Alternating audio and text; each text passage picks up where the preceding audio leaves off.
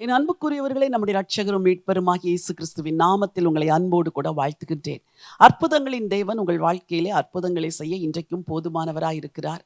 அவருடைய வலதுகரம் இன்றைக்கும் உண்மையுள்ளதாய் இருக்கிறது. உங்கள் வாழ்க்கையிலே பெரிய காரியங்களை செய்யும். நீங்கள் பல தேவைகளுக்காய் ஜெபிக்கிறீர்கள். அதில் ஒரு தேவை, உங்கள் குடும்பத்தில் உங்கள் பிள்ளைகளின் வாழ்க்கையிலே மாற்றங்கள் வர வேண்டும் என்று. அநேக குடும்பங்களிலே பிள்ளைகள் திசை மாறித் திரிகிறார்கள், வழி மாறித் திரிகிறார்கள். அவர்கள் கர்த்தரை தேடுவதில்லை, உலகத்தின் வழிகளில் நடக்கிறார்கள், பாவத்தில் சிக்குண்டு கிடக்கிறார்கள், அடிமைத்தனத்திற்குள் உட்பட்டு கிடக்கிறார்கள், அல்லது ஏதோ ஒரு போதைப் பொருளுக்கோ வேறு ஏதோ காரியத்துக்கு அடிமைப்பட்டு கிடக்கிறார்கள். அவர்கள் ரட்சிக்கப்படுவார்களா, மனம் திரும்புவார்களா, உங்களுக்கு தெரியவே இல்லை. வேதத்தில் ஒரு அற்புதமான வசனத்தை உங்களுக்காய் வாசிக்க விரும்புகிறேன். லூக்கா எழுதின சுவிசேஷம் 15ஆம் அதிகாரம் 18வது வசனம். நான் எழுந்து என் தகப்பனிடத்திற்கு போய், தகப்பனே, பரத்துக்கு விரோதமாகவும் உமக்கு முன்பாகவும் பாவம் செய்தேன். 19, இனிமேல் உம்முடைய குமாரன் என்று சொல்லப்படுவதற்கு நான் பாத்திரன் அல்ல, உம்முடைய கூலிக்காரரில் ஒருவனாக என்னை வைத்துக் கொள்ளும் என்பேன் என்று சொல்லி. இந்த இளைய குமாரன் தகப்பனிடத்தில் சண்டையிட்டு ஆஸ்தியில் பாதியை வாங்கி கொண்டு தூர தேசத்திற்கு போய் துன்மார்க்கமாய் வாழுகிறான், பணத்தை செலவழிக்கிறான், நண்பர்களோடு சுற்றுகிறான். வாழ்க்கையே வேறு விதமாய் போய்விட்டது. கடைசியில் இருந்தவைகளை எல்லாம் அழித்து போட்டு ஒன்றுமில்லாத நிலைமைக்கு தள்ளப்பட்டு விட்டான். இவன் வாழ்க்கையில் மாற்றம் வருமா? யாருக்கும் தெரியாது. தகப்பன் தூரத்தில் இருக்கிறார், மகன் எங்கிருக்கிறான் என்றே தெரியவில்லை.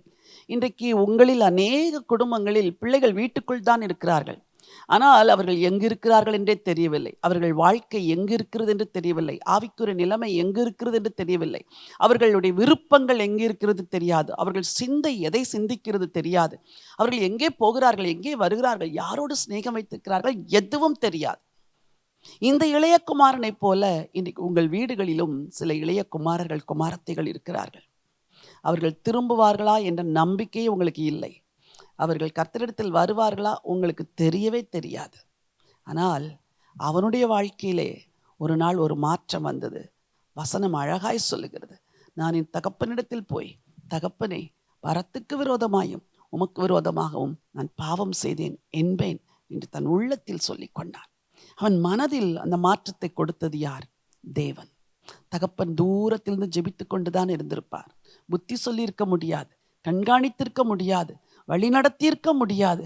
ஆனால் அது தகப்பன் செய்த ஜெபம் அந்த மகனுடைய வாழ்க்கையிலே மாற்றங்களை கொண்டு வந்தது. எனக்கு அருமையானவர்களே, உங்கள் பிள்ளைகளோ, உங்கள் வாழ்க்கை துணையோ, குடும்பத்தாரோ, உடன் பிறந்தாரோ, அவர்கள் வாழ்க்கையிலே மாற்றங்கள் வர வேண்டும் என்று நீங்கள் ஜெபிக்கிற ஜெபங்கள் நிச்சயமான மாற்றங்களை அவர்கள் வாழ்க்கையில் கொண்டு வரும். நம்பிக்கையை விட்டு விடாதீர்கள். உங்களால் முடியாது. எங்க இருக்கிறார்களோ, சரீரத்தில் உங்களோடு கூட இருந்தாலும் உள்ளான வாழ்க்கையில் தூரமாக இருக்கிறார்கள், தேவனுக்கு தூரமாக இருக்கிறார்கள், குடும்பத்துக்கு தூரமாக இருக்கிறார்கள், பாசத்துக்கு தூரமாக இருக்கிறார்கள். ஆனால் ஆண்டவர் உள்ளத்திலே கிரியை செய்ய முடியும். தகப்பனே, பரத்துக்கு விரோதமாயும் உமக்கு விரோதமாகவும் நான் பாவம் செய்தேன் என்று அவன் மனம் திரும்பினது போலவே உங்கள் குடும்பத்திலும் ஆண்டவர் ஒரு மனம் திரும்புதலை, மனம் மாறுதலை நிச்சயமாய் கொண்டு வருவார். நம்பிக்கையோடு ஜெபம் செய்யுங்கள், அற்புதங்களை காண்பீர்கள். பரலோகத்தின் தேவனே, ஜீவனுள்ள ஆண்டவரே, இந்த வாரமெல்லாம் உம்முடைய குமாரனாகிய கிறிஸ்து இயேசு செய்த அற்புதங்களை நாங்கள் தியானிக்க எங்களுக்கு உதவி செய்ததற்காய் ஸ்தோத்திரம். ஆண்டவரே, உம்முடைய பிள்ளைகள் யாரெல்லாம் தங்கள் வாழ்க்கையில் நம்பிக்கை இழந்து, என் வாழ்வில் இது நடக்குமா, முடியுமா, என்னால் முடியாதே என்றெல்லாம் கலங்கி இருக்கிறார்களோ, அவர்களுக்கு மனுஷரால் இது கூடாததுதான், தேவனால் இது கூடாததல்ல, தேவனால் எல்லாம் கூடும் என்று நம்பிக்கையை கொடுத்திருக்கிறீரே, அதற்காக உமக்கு கொடான கொடி ஸ்தோத்திரம். அப்படி பிள்ளைகளை ஆசீர்வதிங்கப்பா. அவங்க வாழ்க்கையில் பெரிய காரியங்களை பெற்றுக்கொள்ள பரலோகத்தின் தேவன் உதவி செய்யும்படி ஜெபிக்கிறேன். ஆசீர்வதித்து வழி நடத்த வேண்டும் என்று ஆண்டவரும் இரட்சகருமாம் இயேசுவின் நாமத்தில் ஜெபிக்கிறேன் நல்ல பிதாவே, ஆமேன், ஆமேன். பிரியமானவர்களே, ஆண்டவர் உங்கள் வாழ்க்கையில் நிச்சயமாகவே பெரிய காரியங்களை செய்வார். மனம் மாறுதல் உங்கள் குடும்பத்தில் உண்டாயிருக்கும். நம்பிக்கையை விட்டு விடாமல் தேவனால் எல்லாம் கூடும் என்று ஜெபம் செய்யுங்கள்.